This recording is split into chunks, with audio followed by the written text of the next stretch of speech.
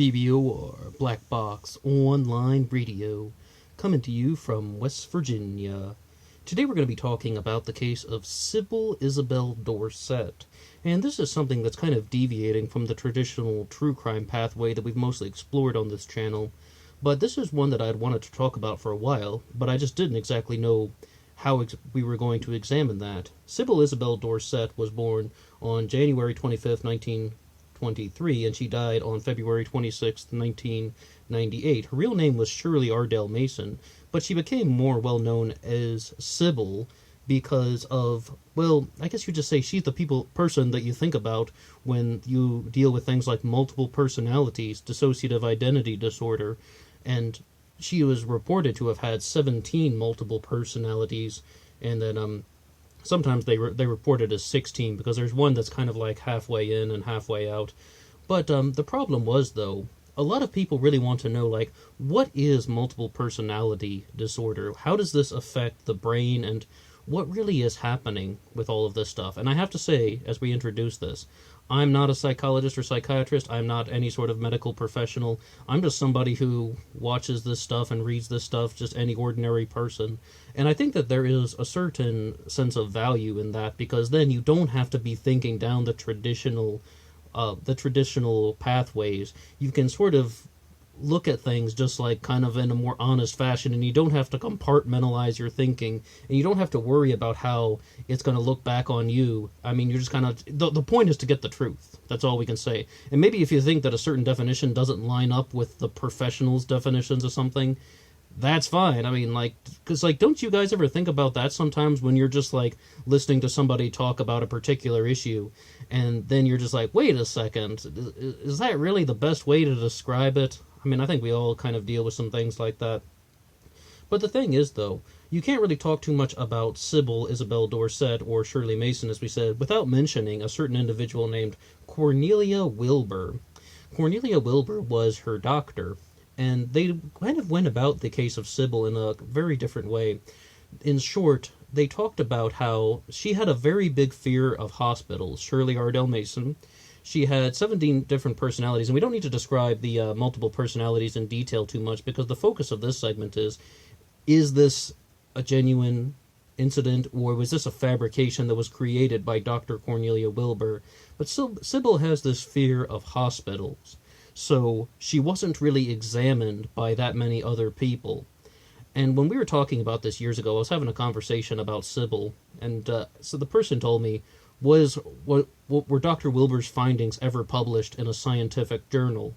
And I said, no, I don't believe so. I believe that the only account of this was Floretta Schreiber's book, that is under the name of Sybil, and they decided to, of course, change the name from Shirley Ardell Mason to Sybil Isabel Dorset, because Shirley Mason was still alive at the time. But I was like, no, I don't believe that these findings were ever published in a scientific journal. And he said that he did not believe it. He said that he did not believe that Sybil Isabel Dorset was a person who actually had 17 multiple personalities. He's like, if it had been published in a scientific journal, I would believe it, but it wasn't, so therefore I don't believe it. That's kind of like his assessment of the situation. On the one hand, I mean, the James Randi Educational Foundation, which has been a major influence on my thinking in life, would just say, that is fundamentally wrong. That is a fundamentally wrong standpoint to think that scientists cannot be fooled. I mean, look at the things with the Uri Geller experiments in the 1970s and such. Just look at how many times, though, that if you can pull up some of James Randi's videos, talking about how scientists have been fooled by scam artists and such during, like, clinical testing and stuff, and just even people who have very simple magic tricks that scientists just can't figure out. Like, I mean, scientists can definitely be fooled. Just because something is published in a scientific journal, it also doesn't mean that it is certifiable fact. I mean, scientists are human all the same. They're just as susceptible to error as any other person. So when you want to examine it from that particular pathway, I would say that there is, on the one hand, it's wrong to say that scientists have to be right about things, and that just because it's published in a peer-reviewed journal, that it is certified. And there's actually one more note to say about that. There was also an incident. I want to say the professor was from Duke University.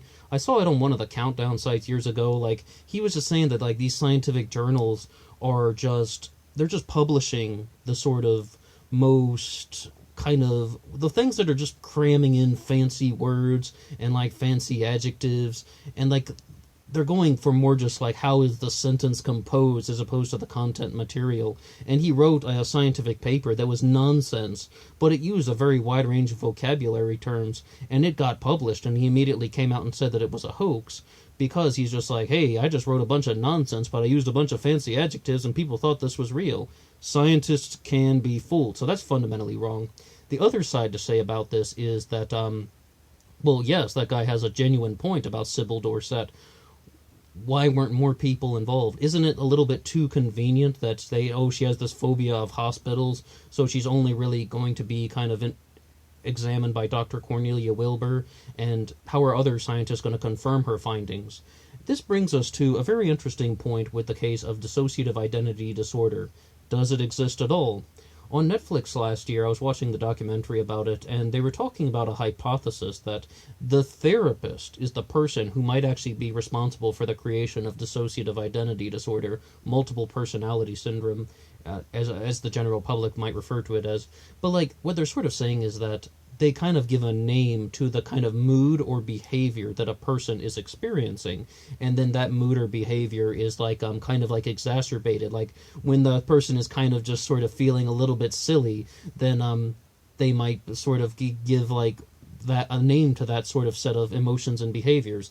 And the Sybil Dorsett actually had one called Peggy Lou that she would that was kind of like her silly personality. And in the movie they made with Sally Field, which still is a great film, although it didn't stay to the book's storyline very well.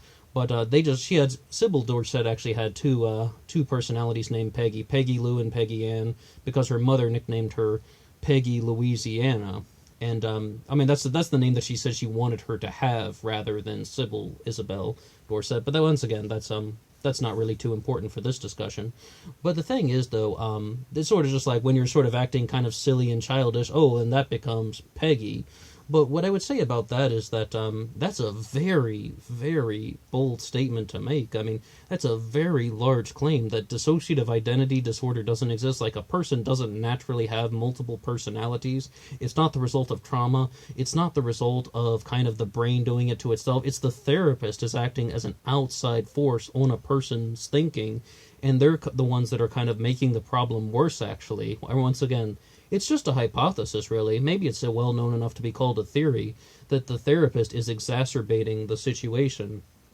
But the thing is, though, a lot of people really want to look at Shirley Mason's childhood, and they really see that she was the major victim of abuse. She was abused by her mother, Maddie Mason, and I believe her character in the book was Hattie Dorsett, was the name they gave her in the Sybil book that we've come to know very, very well. And she was just like, she would just do absolutely heinous things to her, like abusing her genitals. I mean, like, her vagina was so malformed that she couldn't have children. We're talking about Sybil now. Like, I mean, her mother would pump water into her and tie her to the piano and then just play and then tell her to hold her water in and stuff. I mean, by that I mean pumping into the vagina and such. And also she used a button hook to, like, prod her in the vagina as well. Lots and lots of cases of abuse. And the thing that they kind of argue in the book Sybil is that the multiple personalities came about because of child abuse, and that this is one of the ways that the brain kind of fights it as a defense mechanism. But the thing is, though, I would say that it is something that is kind of, well, which one is it? Are these things the result of child abuse, or are these things the result of a therapist blowing the situation out of proportion? And maybe that, I mean, I do have to really kind of agree with one of the assessments that we kind of said, that it seems that it is somewhat too convenient that they came up with this line about Sybil has a fear of hospitals, and it's almost just sort of like, wouldn't there be at least other people that could corroborate the story?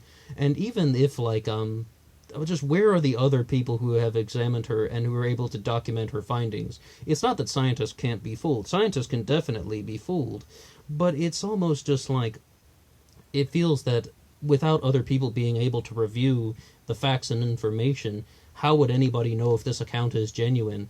Because it's like, once again, though, they made another movie about Sybil in the 2000s. I forget the exact year, and I don't remember the name of the actress in it, but I saw that one, and that really tried to stay true to the book. And, like, it was kind of telling the book storyline, and they weren't adding in new characters and stuff like that. They tried to stay to what was happening in the book Sybil. And that really just talked about someone's talking to Dr. Cornelia Wilbur, and they're just sort of saying that they think that she is just labeling Sybil's moods and personalities as, different aspects of, well, that's what the multiple personalities are. They're just labeling Sybil's moods and personalities as different, multiple personalities themselves. But, I really would just sort of think that this is one case, though, that at first I completely believed it, because we grow up learning so much about multiple personalities. When I was first introduced to this, I must have been like 17 years old, and that was when I read the book Sybil for the first time, and I really just, I didn't doubt it for a second, partially because I'm somewhat of a gullible person, especially as a teenager.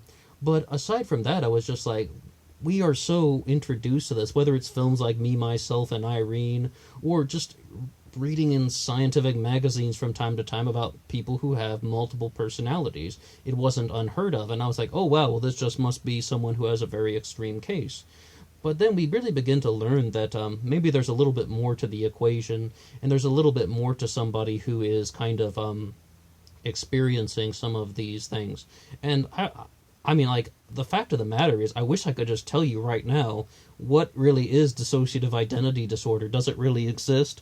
Or is this just something that, like, once again, a behavioral process that has been implemented upon people, and a therapist exacerbating the situation that is making people think in this way? When you sort of get sad, then, oh, that's this personality. When you're all happy and light and airy, that's this personality. And I'm not really sure about that. If you were to ask somebody like Thomas Sass, the guy S-Z-A-S-Z, Thomas Sass, he just sort of says that most of mental illness is non-existent, and it's just kind of like these things aren't actually real. A lot of like mental conditions that people have aren't necessarily real, and I hope to get more into his stuff, but like it's almost just kind of frustrating when you're examining certain writers like him, and I know he is I know he's a doctor as well, but like when you're just examining writing like that, I should say, it is somewhat difficult to grasp and accept, and just kind of like, it's almost like society has been lying to you your entire life or something, and like the kind of pillars of the community maybe aren't necessarily as strong as you would think they are. But, I mean, there are a lot of people out there who are very strong critics of the case of Sybil Isabel Dorset. Once again, her real name was Shirley Ardell Mason. And they're just sort of, one of the reasons, though, is that they think that perhaps this would sort of be like, it falls into everything that we just said. Dr. Cornelia Wilbur was manipulating the situation, even to the point of drawing up repressed memories and trying to actually repress other memories in Sybil, and that is kind of the sort of thing that's been put forward in Debbie Nathan's Sybil Exposed.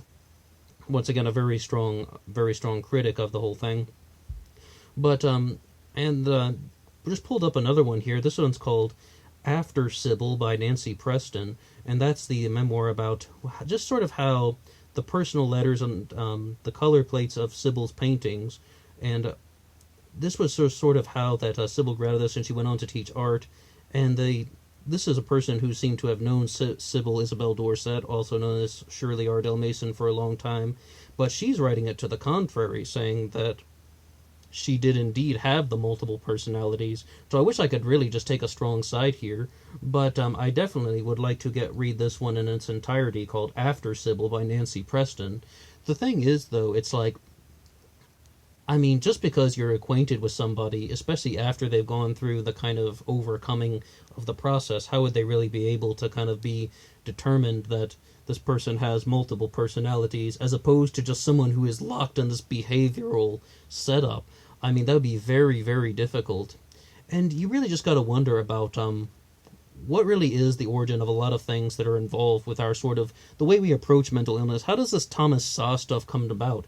I mean, so many things, though, that we examine in life are done with things like questionnaires, and they're done with things with some very simple methods. Like when you sort of read about how they diagnose things like psychotic major depression, and they use a 10-point questionnaire, and you need 6 out of 10, or I believe it's 6 out of 10 for psychotic major depression, and it's like, that's how they diagnose it. There was another documentary out that was on, Netflix as well a couple years ago. I saw that one in 2012, and they were just like, why aren't things like clinical depression and psychotic major depression and many other mental issues, or mental disorders rather, why aren't they diagnosed with blood tests? And it's like, I mean, why are they diagnosed with these questionnaires at all? And those were some people who were talking about not only those who have like lost family members to suicide, who were taking things like Prozac and risperidone, but also they're sort of looking at some people who just had very adverse reactions to those types of antidepressants, like SSRIs, selective serotonin reuptake inhibitors, as well as the other antipsychotics like we mentioned risperidone, Seroquel is another very famous one. And I think, though, that just as an ordinary layperson, I would definitely say that there is a certain sense of exacerbation that does genuinely happen with therapy and with doctors and just with all of those things. People like Dr. Cornelia Wilbur, is she exacerbating the situation? Almost certainly. But does it mean that the reason why I say almost certainly is, it's like when you know somebody who is going through a major issue in life and they don't seem to get better, like someone who's kind of going through the therapeutic process and they're getting somewhat worse. It's the whole thing like The Secret, the book The Secret, that's talking about if you keep dwelling on the problem, you're just going to have more of the problem. It's like if you keep thinking about, what's wrong and what's bothering you and just what is kind of bringing you down, then you're going to keep experiencing that in life.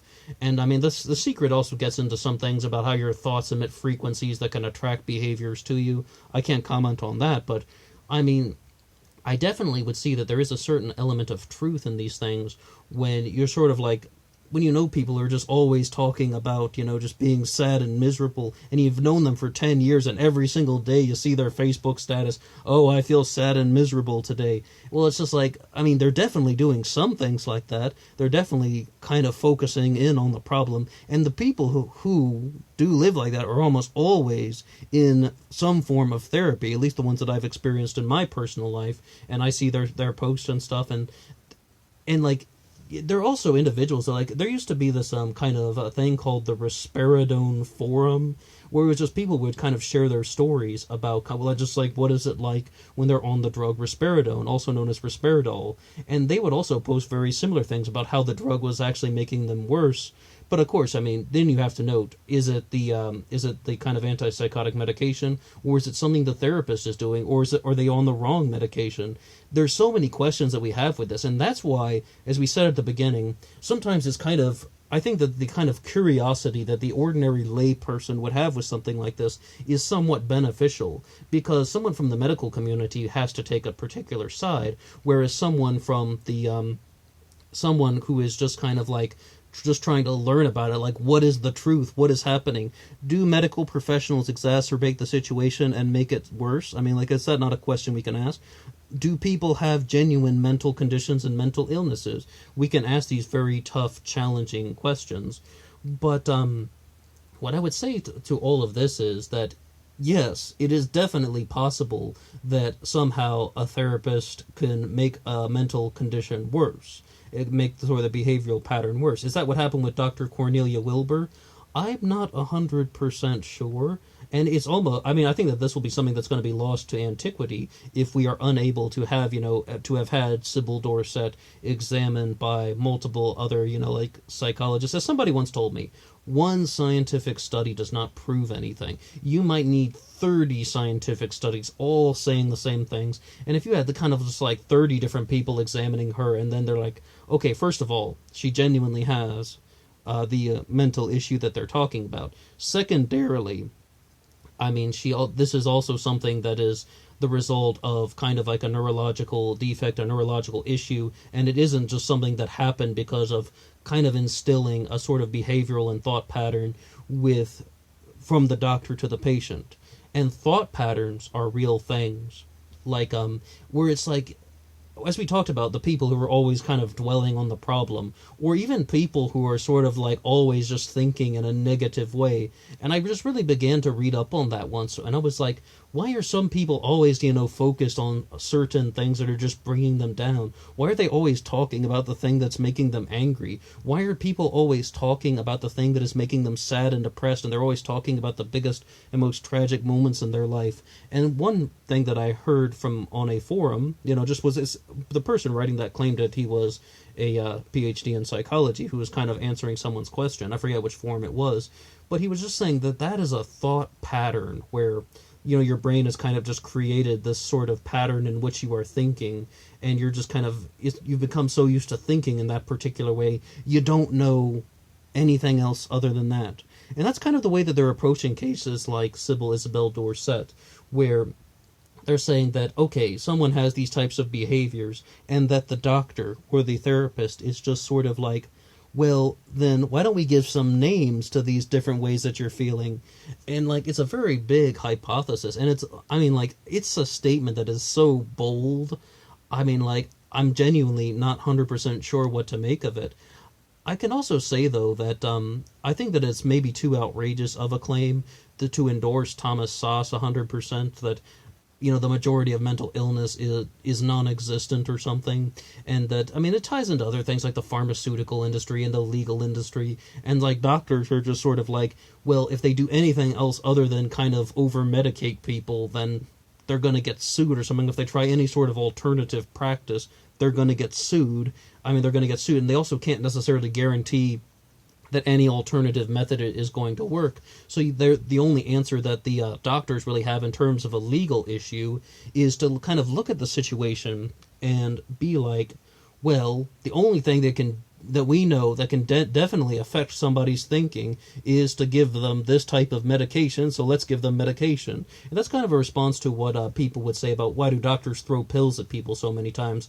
Well, their alternatives are very frequently going to lead to lawsuits. So it's a very destructive approach, and it's destructive in the sense that they don't have many options, and it can kind of blow the situation out of control for some people. As we mentioned, the stories from the Risperidone forum, and the drug Prozac has received an enormous amount of criticism, and you got Alex Jones on Piers Morgan shouting, "Don't take Prozac, it's a suicide pill." Where are those things coming from?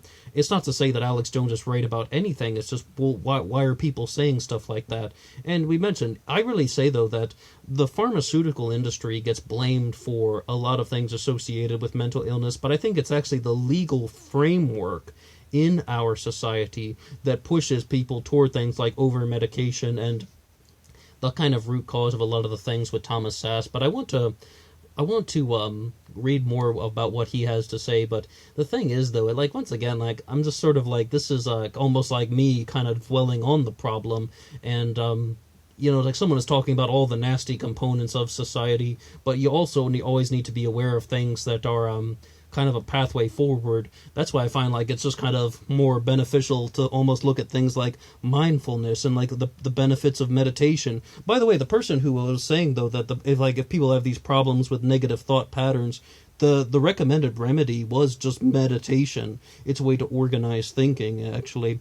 And that's just one possibility. And I think we've kind of deviated from Sybil Isabel Dorset a little, and I know that this was something that was probably not what people would have expected. I think that when you're talking about a case with a woman who has 17 multiple personalities, people might be expecting to hear a bunch of descriptions about what is each personality going on, but that stuff's been covered in a variety of other sources. I was hoping to kind of mention a few things in a different way, and that was more like what was really happening and how do we kind of view people. For people who are not scientists, for people who are not doctors like myself, how do we approach the situation and what do we really say about these claims? Because as ordinary people, as a layperson, you still want to know the truth, and you still almost feel like you have this kind of, you have a passion to learn, and knowing the truth is not only for some people, it's for everyone.